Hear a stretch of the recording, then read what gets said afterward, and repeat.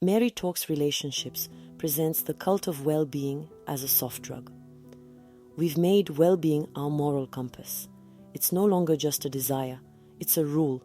Whatever feels good is good, whatever hurts is wrong. In this new ethic, pain is a failure, effort a mistake, and tension a threat. Our age no longer opposes good and evil, but comfort and discomfort. Well-being has become the only standard, and life has shrunk to what we can endure without pain. A man turns down a promotion. I want to protect my balance. He thinks he's choosing peace, but he's fleeing growth. A woman leaves a relationship once it becomes tiring.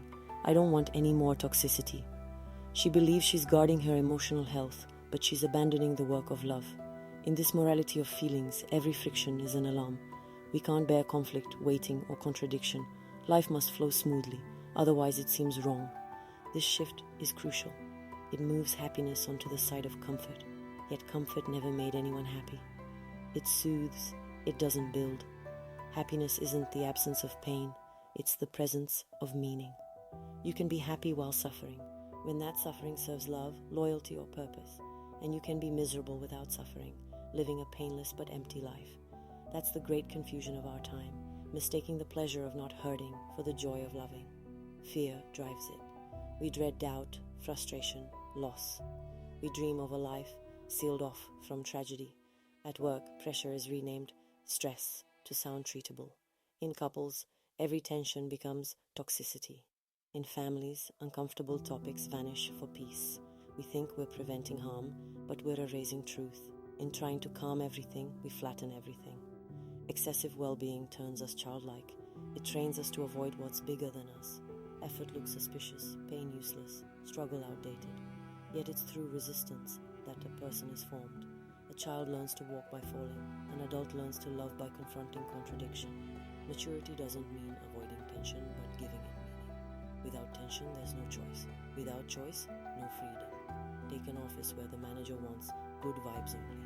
He stops correcting mistakes for fear of hurting feelings. The mood stays pleasant, but excellence dies. Or a couple that avoids arguments to keep the peace. Everything seems calm until silence becomes unbearable. This false well-being kills more surely than exhaustion. It numbs the bond. A society allergic to pain breeds fragile souls. Every obstacle feels unfair, every discomfort intolerable. We confuse suffering with failure. We forget that some pains are healthy. The pain of effort, of fidelity, of growth, of loss. These pains don't destroy, they deepen. They give weight to joy no comfort can match. What we've endured becomes the soil of true peace. The issue isn't well-being itself, but its absolutism. When it becomes a goal instead of a means, it starts ruling life. We no longer act because something is right, but because it feels right. We no longer love because it's good, but because it's pleasant. Morality collapses into sensation, but feelings shift with sleep, hormones, weather, and others' approval. A life led by them has no compass. It drifts with the wind. Well-being has replaced goodness. We've traded truth for comfort. We think we're free, we're merely at ease. Freedom isn't escaping constraint, but choosing what's worth it despite constraint. Deep happiness doesn't run from pain, it walks through it.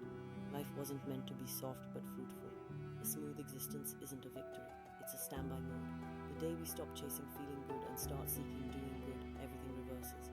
The body may tire, the heart may ache, but peace remains, and because it no longer depends on sensation but on fidelity to something greater than ourselves. That's where well-being finds its rightful place again, not as a goal, but as a fruit, the quiet strength born of a life oriented, endured, and given. The dream of a pain-free life wants our time. We want everything: success without strain, love without heartbreak, work without weight. We think happiness would come naturally if only suffering disappeared.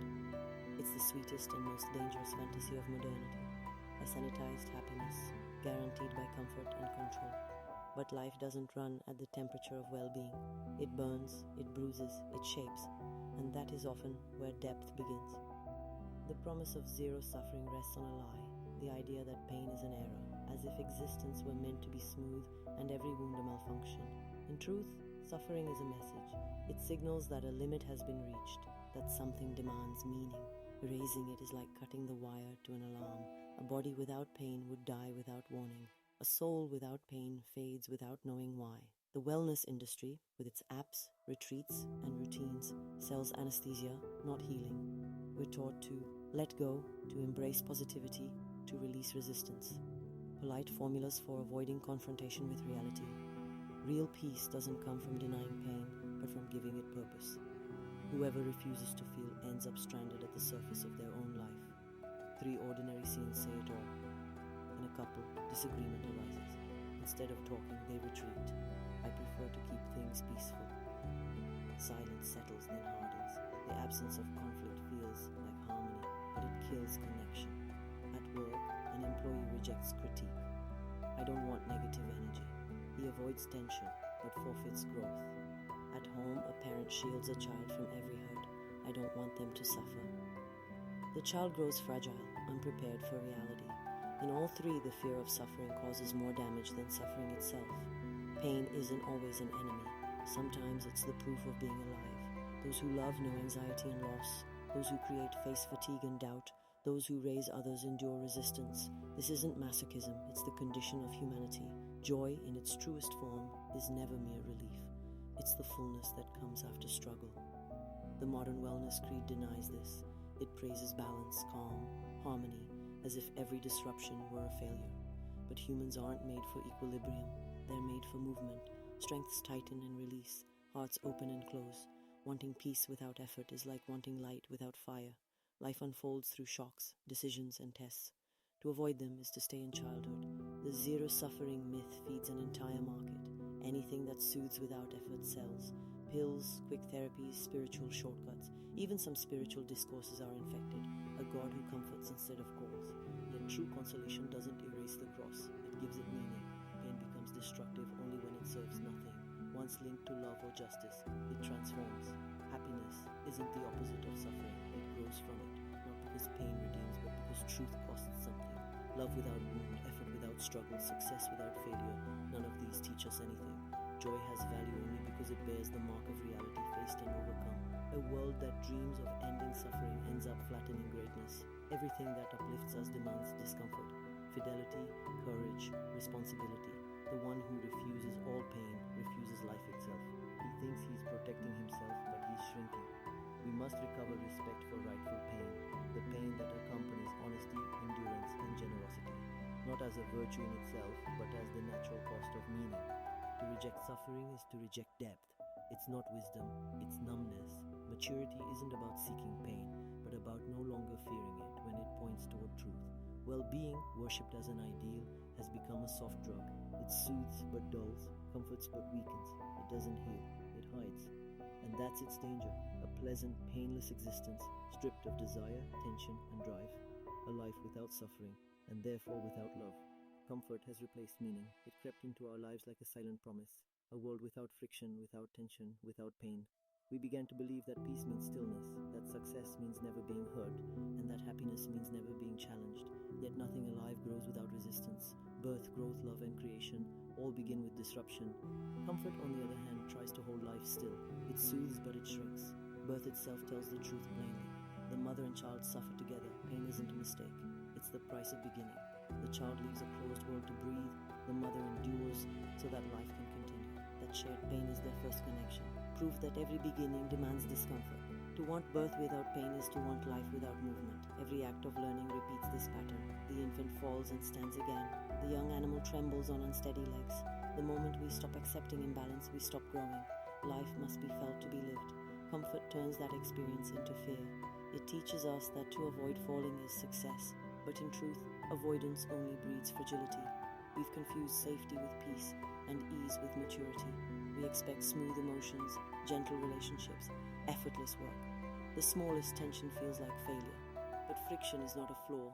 It's proof that we are in contact with reality. Comfort acts like a soft drug. It doesn't destroy, it dulls. It turns protection into paralysis. We no longer want to struggle. We want to preserve our energy. We no longer want to love. We want to feel good. It's a polite way of saying we don't want to live fully. Comfort becomes a padded room. No noise, no pain, no pulse. Societies that worship ease lose their strength. What weakens them isn't hardship but fear of it. Technology has spared us effort but stolen pride. Everything must be instant, smooth and painless, and that's why it all feels empty. Without resistance, joy has no weight. Watch those who still live close to reality. A craftsman shaping wood, a gardener working in rain, A parent up at night, their peace isn't comfort, it's participation.